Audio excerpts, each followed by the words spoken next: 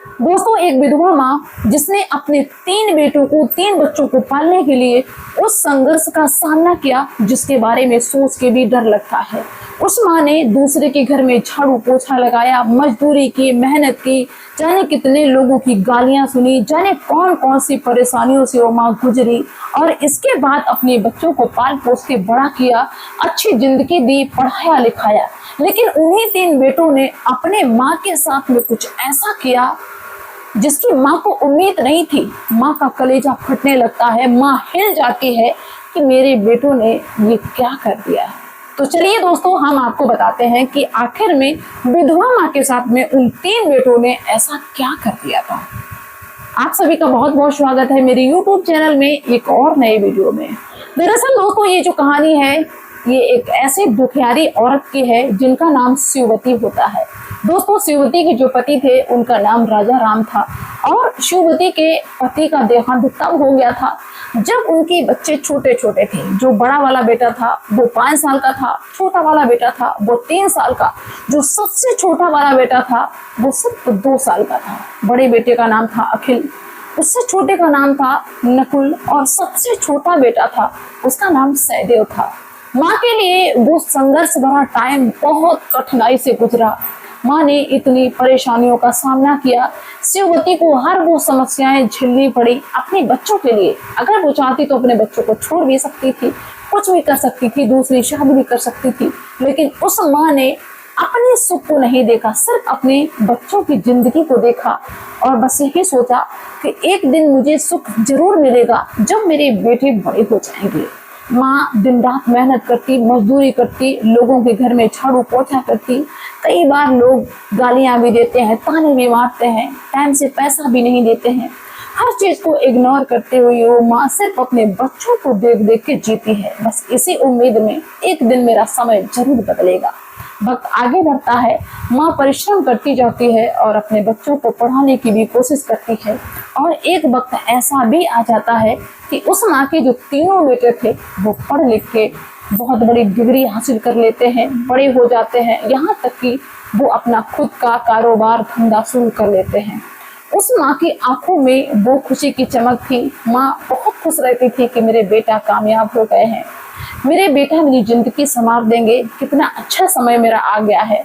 माँ का कहीं भी आना जाना बंद हो चुका था, ना किसी के घर में झाड़ू ना पोछा, बस माँ आराम से घर में रहती थी। दोस्तों, बारी बारी से उन 3 बेटों की शादी हो जाती है, और अभी तक वो जो बेटे अपनी माँ की तरफ बहुत ज्यादा आकर्षित रहते थे, ध्यान देते थे, अब उन बेटों के पास में बिल्कुल भी टाइम नहीं था कि वो अपनी माँ के पास में 10 मिनट भी बैठ जाए। सुबह ऑफिस के लिए निकल जाते, शाम को लौट के आते हैं, माँ के पास में 1 मिनट भी नहीं बैठते थे। अपने बच्चों के पास में रहते, बीवी के पास में रहते, बीवी बच्चों को टाइम देते हैं। माँ को ये चीज बहुत ज्यादा खराब लगने लगती है। दोस्तों, माँ जो है दुखी घर में रहने लगती है, छल्लाने भी लगती है। कई बार गुस्से में ये भी माँ कह दिया करती थी कि मुझे वृद्धाश्रम में छोड़ दो, यहाँ रहने का मेरा कोई मतलब नहीं है। जब मेरे बेटा जो है मेरा हालचाल भी नहीं पूछते, मेरी बहू में मेरा हाल भी नहीं पूछती है, तो इस घर में रहने का मेरा कोई मतलब नहीं, कोई मकसद ही नहीं। इससे बढ़िया तो वृद्धाश्रम है, कम से कम वहाँ 4 लोग बैठ के बातें तो करेंगे, ये तो जेल है। दोस्तों, इस तरीके की माँ बातें करती रहती थी, लेकिन कोई भी बहू, कोई भी बेटा इस बात को ध्यान में नहीं रखता था, इसको इग्नोर कर देता था। माँ इस बात से बहुत ज्यादा दुखी रहती थी। दोस्तों, एक दिन की बात है, शिववती बड़े दुख के साथ में उदास सी बाहर चबूतरे पे बैठी हुई थी। तभी उनका बड़ा वाला बेटा आता है और अपनी माँ से कहता है कि माँ, तुम आए दिन कहा करती थी कि मुझे वृद्धाश्रम में रहना है, वृद्धाश्रम में रहना है, चलो आज तुम्हें हम वृद्धाश्रम दिखा लाते हैं, और तुमको जो भी पसंद हो वो मुझे बता देना। दोस्तों, माँ ने जब इतनी बात सुनी, माँ का कलेजा फट जाता है। माँ को इतना बड़ा झटका लगता है जैसे किसी ने बिजली का करंट दे दिया, क्योंकि माँ ने तो कभी सोचा ही नहीं था कि मेरे बेटा ऐसी बात करेंगे हमसे कि चलो तुमको वृद्धाश्रम दिखा लाते हैं।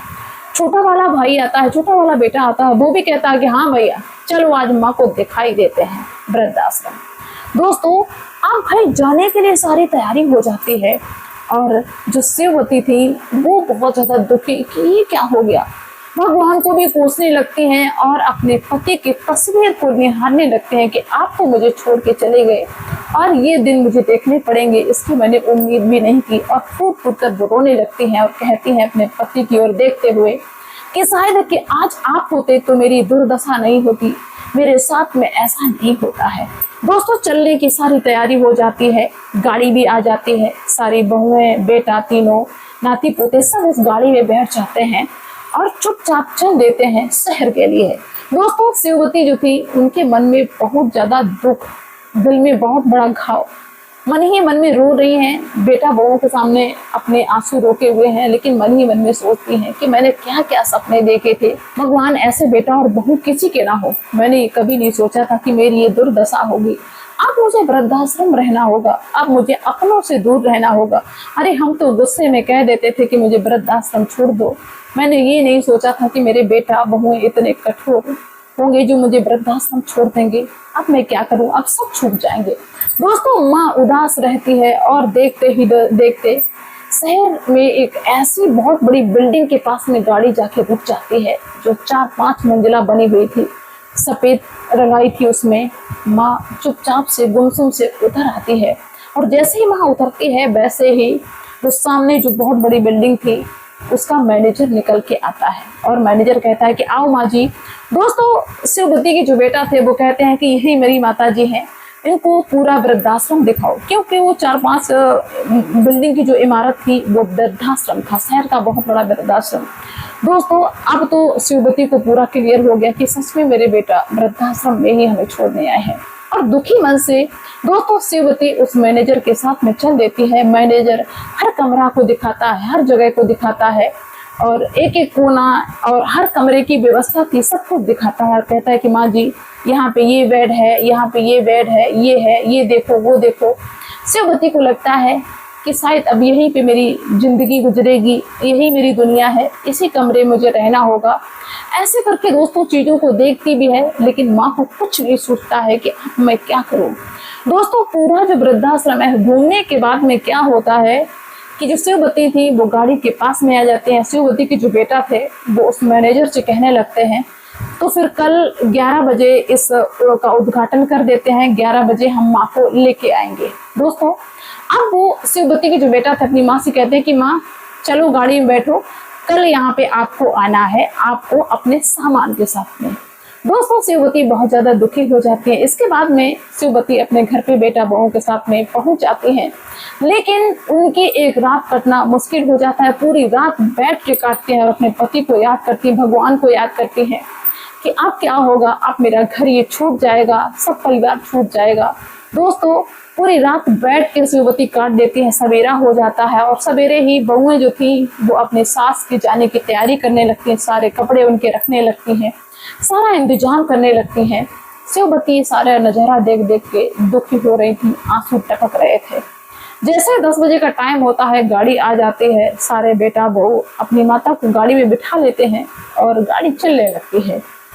अब माँ आप अंदाज लगा सकते हो कि माँ कितनी दुखी होगी। देखते ही देखते वहीं पे वो गाड़ी पहुंच जाती है उस वृद्धाश्रम के सामने ही। क्या होता है दोस्तों, जैसे ही माँ गाड़ी से उतरती है, माँ जैसे जमीन में पैर रखती है तो माँ को ऐसा लगता है कि बस जिंदगी खत्म। इसके बाद में दोस्तों जो वृद्धाश्रम का बोर्ड था वो एक दिन पहले ढका हुआ था कपड़े से, और अगले दिन शिववती के बेटा जो थे अपनी माँ को लेके जाते हैं और जो वृद्धाश्रम में पूरा कपड़ा ढका हुआ था उस कपड़े को वो जो बेटा था अपनी माँ से कहते हैं कि माँ इसको हटाओ, इस कपड़े को हटाओ।